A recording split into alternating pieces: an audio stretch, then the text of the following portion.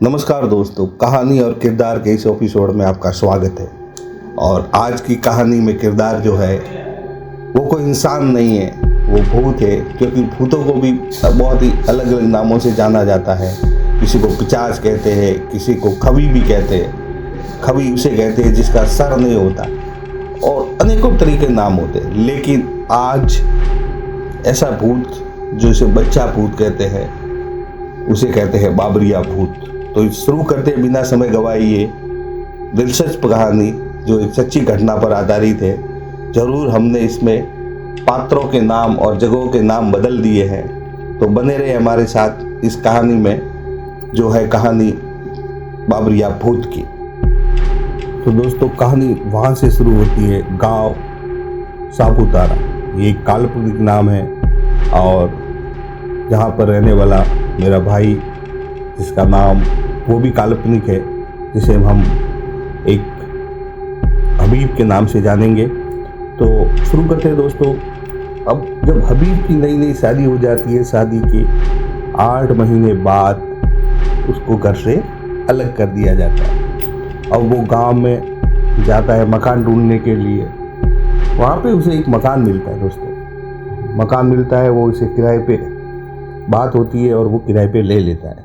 अब दूसरे दिन जाते हैं वहाँ पे वो और उसकी वाइफ, हबीब की वाइफ, और जाके वहाँ पे सफाई करने लगते हैं। तो जस्ट उनके पास में एक पंडित जी का मकान होता है। पंडित जी ये देखते हैं, कह रहे हबीब यहाँ क्या कर रहे हैं? वो कहता है कि मुझे घर से अलग कर दिया गया और मैं यहाँ पे रहने आऊँगा। तो पंडित जी थोड़ा चौंकते हैं और उसे मुस्कुराते हुए कहते हैं कि आपको कभी भी ज़रूरत पड़े, रात को किसी भी वक्त आप हमारे घर पे आ सकते हैं। आपके लिए हर वक्त दरवाजे खुले मिलेंगे। और वहाँ पे वो हबीब और उसकी वाइफ, जो दोनों शादीशुदा है, वहाँ पे रहना शुरू कर देते हैं। अब जब वहाँ पर रहते हुए कुछ समय गुजरता है, लगभग महीना होने को आता है, और एक दिन होता है जहाँ पर दोपहर में वो घर पे अकेला था। तो घूमते घूमते घर के अंदर, जो घर का अगला हिस्सा होता है, वहाँ पे एक छोटी सी जगह होती है। वहाँ पे एक छोटा सा रूम होता है। वो घूमते घूमते उस रूम के अंदर जाता है, उस रूम को देखता है, और उस रूम के अंदर जाके देखता है कि यार इतना छोटा रूम इस घर में बनाया क्यों गया? ना तो यहाँ पे कुछ खाट रख सकते हैं, ना कुछ कोई स्टोरेज करते। और घर के एकदम अगले वाले हिस्से में, जहाँ पर ड्राइंग एरिया यानी मेहमान वगैरह वहाँ पे बैठते हैं। अब वहाँ पे वो उसमें देखता है कि उसे एक टाइल जो होती है वो एक अलग कलर की दिखती है। अब वो क्या करता है कि उस टाइल को देख के सोचता है कि अब इसके बारे में विचार करता है कि पूरे घर में जब एक जैसी टाइलें लगी है, तो क्या इसके मकान मालिक को एक टाइल नहीं मिली होगी? तो उसने ये टाइल अलग क्यों लगेगी? और उसके जासूसी दिमाग में ये आइडिया आता कि हो ना हो इस मकान के अंदर कोई खजाना छुपा है। इतना करके फिर वो कुरेद के उस टाइल को हल्के से बाहर निकालता है। अब जब वो टाइल को बाहर निकालता है दोस्तों, तो वो देखता है कि अंदर एक छोटा सा मटका है, और उस मटके के अंदर लाल कलर के कपड़े को, कलावा जिसे हाथों पे बांधते हैं रंगीन कलर का, उससे बांधी हुई वो छोटी सा मटकी है उसके अंदर। अब वो देख के हैरान हो जाता है, परेशान होता है, और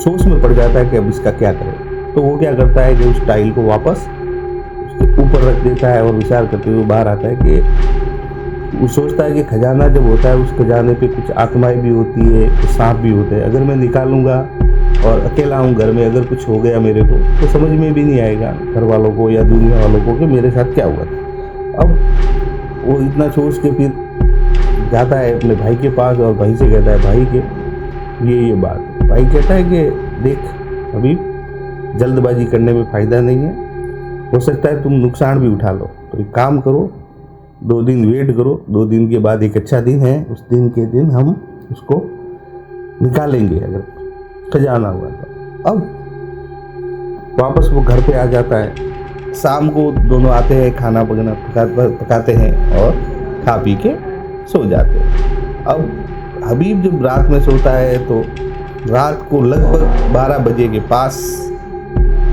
तो वो देखता है कि उस जो रूम उसने जो टाइल निकाली थी वहाँ से एक बच्चा बाहर निकल रहा है जिसके सर पे बहुत बड़ी बड़ी जटाएं है और धोती पहने हुए और ऊपर नंगे बदन।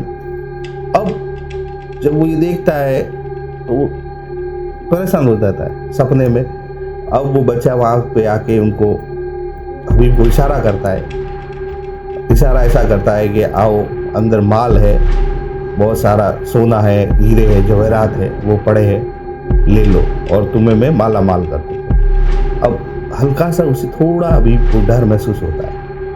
वहाँ से वो डरना थोड़ा थोड़ा शुरू करता है। कुछ देर बाद आंखें खोलता है, देखता है कि कुछ नहीं है। अब अभी थोड़ी सी हल्की सी नींद उसकी उड़ जाती है।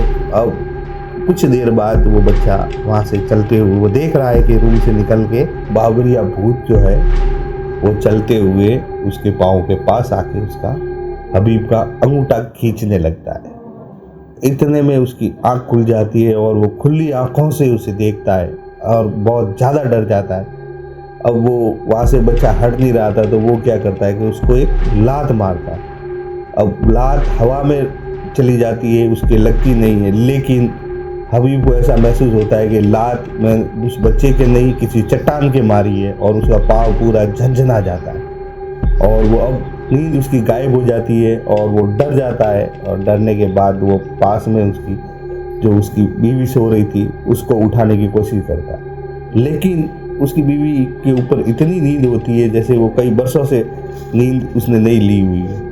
अब इतने परेशान होता है और वो फिर सामने बाथरूम में देखता है, वहाँ पे उसे भाग के जाता है और वहाँ से पानी का एक डब्बा भर के लाता है और अपनी बीवी के ऊपर डालता है।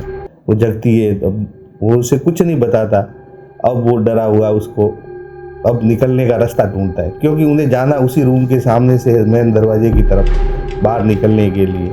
हिम्मत करते हैं दोनों और वहाँ से फिर वो भाग के पास में पंडित जी के घर पे जाते हैं। अब पंडित जी के घर पे उन्हें दरवाज़ा खोलने की ज़रूरत नहीं पड़ती, सीधा दरवाजा का हाथ देते ही दरवाज़ा खुल जाता है। सीधा अंदर जाते हैं पंडित जी, आते ही देखते ही बोलते आ गए आप, एक काम करो अभी सो जाओ, सुबह में बात करेंगे।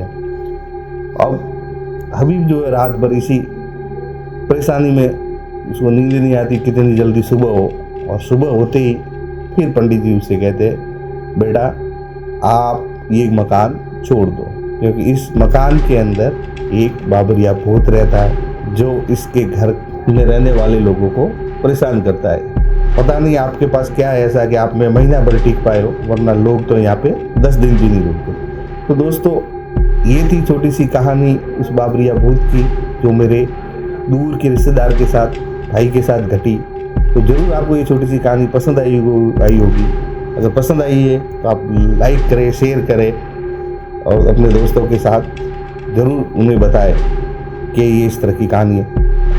और मिलते हैं अगली कहानी में। सासों ने वफा की, तो ज़रूर हम अगली बार बात करेंगे एक नए एपिसोड के बारे में और एक नई दिलचस्प कहानी में। धन्यवाद दोस्तों।